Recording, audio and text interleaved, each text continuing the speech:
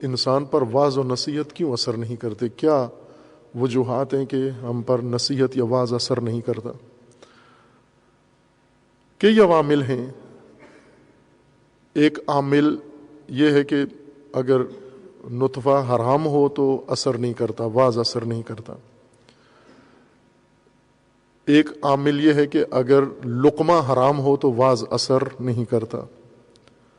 پیٹ میں اگر حرام آیا ہوا ہے، اور کثرت سے حرام اس وقت حلال سے زیادہ گوارا لوگوں کو حرام لگتا ہے، بلکہ حلال و حرام کی تمیز ہی ختم کر دی ہے انہوں نے کہ حرام کیا ہوتا ہے، اس پہ کوئی اساسیت نہیں ہے. جہاں سے آتا ہے بس مال آئے، دولت آئے، جس طریقے سے آتا ہے، چوری کا آئے، سود کا آئے، کسی غبن کا آئے، کسی دھوکے کے ذریعے مال آئے، کسی مظلوم کا آئے، کوئی گمشدہ مال کسی کا ہاتھ آ جائے، بس آپ کا کام ہے ہڑپ کرنا، کھانا نگلتے جاؤ جو ہاتھ آتا ہے.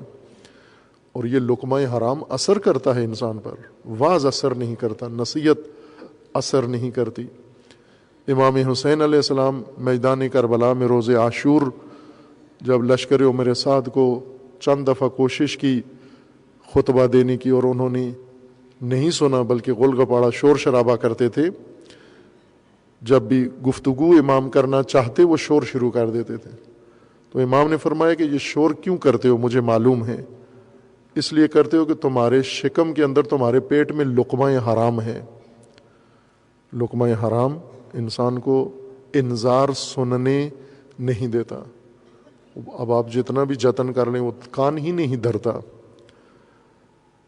نامحرم کے ساتھ رابطہ، اگر نامحرم سے کوئی انسان، جیسے آج کل ہے مبتلا ہیں لوگ اداروں کے اندر، نظام کے اندر، سسٹم اس طرح لیبرل سیکولر نظام بنا ہوا ہے کہ عورت مرد سارے باہم تعلیمی اداروں میں اکٹھے، کالجوں میں اکٹھے، یونیورسٹیوں میں اکٹھے، اسکولوں میں چھوٹے چھوٹے بچوں کو ایک ساتھ مخلوط کر دیا جاتا ہے. چھوٹے بچے کو جب ایک ساتھ رکھتے ہیں، یہ یونیورسٹی لیول تک اکٹھے رہتے ہیں مخلوط تعلیم میں، وہ اس کے اندر کہاں سے انذار اثر کرے گا؟ اب اس شخص کو آپ باندھ کے بھی رسول اللہ کا قول سنائیں، قرآن کی ہدایت، اللہ کا پیغام سنائیں، اثر نہیں کرے گا. کیوں کہ نامحرم کے ساتھ حشر دل کو مار دیتا ہے، مردہ ہو جاتا ہے انسان، ضمیر مر جاتا ہے انسان کا. انذار اثر نہیں کرتا. آج کی یہ تجربے ہیں، اگر کسی کو شک ہے ان باتوں میں وہ کوشش کر کے دیکھ لے، لقمہ حرام والوں کو نصیحت کر کے دیکھ لے.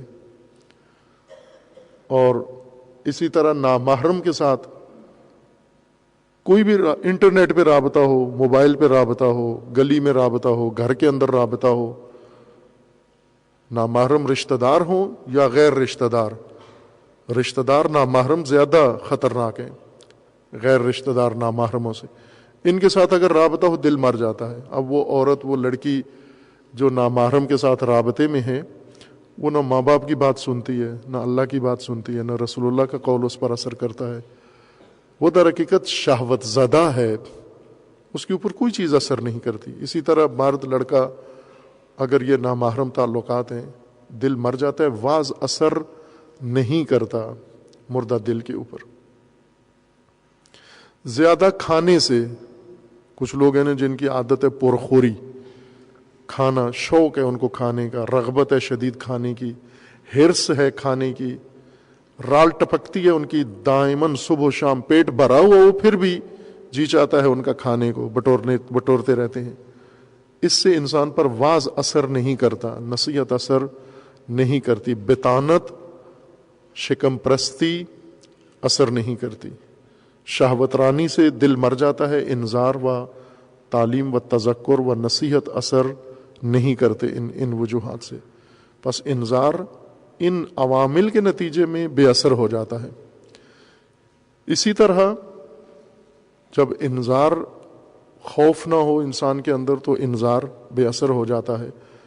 امید نہ ہو تو بھی ایسا ہی ہوتا ہے. مثلا ایک مایوس انسان، اسے انذار کریں تو بھی اس کے اوپر اثر نہیں ہوتا، چونکہ اس کی بالکل زندگی کی انتہا ہو گئی ہے. اس کے لیے دنیا تاریک ہو چکی ہے، ظلمانی ہو چکی ہے. اب کوئی امید اسے نظر نہیں آتی تاکہ اس انذار پر یا اس نصیحت پر اثر کرے. وہ یہ وہ عامل ہے جو تعلیم کو، انذار کو، تربیت کو بے اثر کر دیتا ہے، اور کثرت سے ہو رہا ہے۔ مثلا آج ہم دیکھیں کروڑوں اربوں کی تعداد میں مومنین مسلمین ہیں، اور جیسا کہا کہ دینی مجالس محافل کثرت سے ہیں، ان کے اندر اگر فی الجملہ انذار ہوتا بھی ہے تو بے اثر کیوں ہو جاتا ہے؟ چونکہ آگے انسان مسخ شدہ انسان ہے، آگے وہ یا بے امید ہے، مایوس، یا بے خوف و بے باک، لاپرواہ اور لا ابالی ہے۔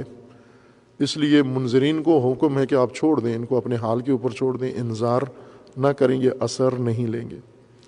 اس کے ساتھ دیگر عامل یہ ہے کہ اگر ذہن میں یہ چیز بیٹھی ہوئی ہو کہ ہم اگر محشر میں اللہ کے بارگاہ میں چلے بھی گئے تو ہمیں چھڑا لیا جائے گا، یہ بھی بے باک اور لاپرواہ لوگ ہوتے ہیں، طبقہ ہوتا ہے، اس پر بھی انذار اثر نہیں کرتا، دینی تربیت و تعلیم اثر نہیں کرتی۔ یہ انشاءاللہ بعد میں ذکر کیا جائے گا۔ اللہ تعالی ہم سب کو تقوی کے لباس سے ملبس ہونے کی توفیق عطا فرمائے، اور تقوی کی صفت سے انشاءاللہ متصف ہونے کی توفیق عنایت فرمائے انشاءاللہ۔ اعوذ باللہ من الشیطان الرجیم، بسم اللہ الرحمن الرحیم، انا اعطیناک الکوثر فصل لربک وانحر ان شانئک هو الابتر۔